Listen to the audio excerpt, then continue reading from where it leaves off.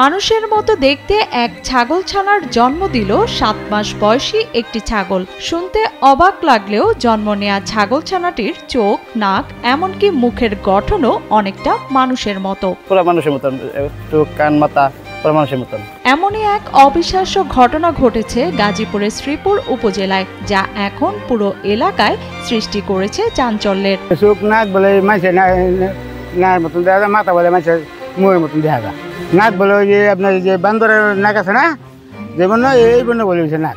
আবদার উত্তরপাড়ার গৃহিণী ৩৫ বছর বয়সী মোমেনা আক্তার ছোটবেলা থেকেই ছাগল ভালোবাসতেন। নিজের হাতে 2টি ছাগল লালন পালনও করেছেন তিনি। কিন্তু গত শনিবার বিকেলে তার একটি ছাগল 2টি বাচ্চার মধ্যে একটি মানুষের মুখের আকৃতির ছাগলছানার প্রসব করে।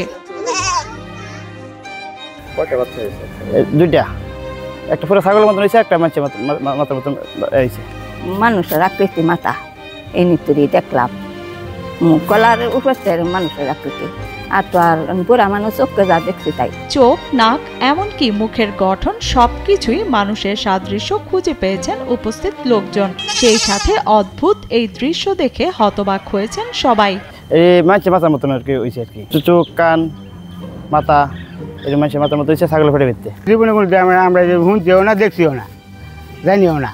তবে জন্মের কিছুক্ষণের মধ্যে ছাগলছানাটি মারা গেলেও ঘটনাটি জানাজানি হতেই পুরো এলাকায় ছড়িয়ে পড়ে চাঞ্চল্য।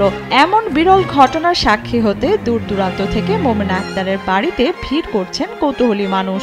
এই শুনি নাই, এই ঘটনা কালকে দেখলাম, শুনলাম। কালকে গেছিলাম, অনেক মানুষ মিলুটি মানুষ দেখা করছে। আল্লাহ সৃষ্টি করছে, কিভাবে কি করছে বলতে পারি না।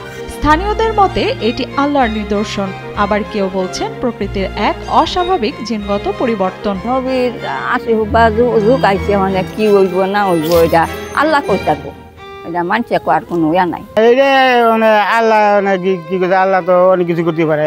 আর এটা ওইটা না, কাপড় ধোয়ার একটাই সলিউশন, চাকা অল ইন ওয়ান।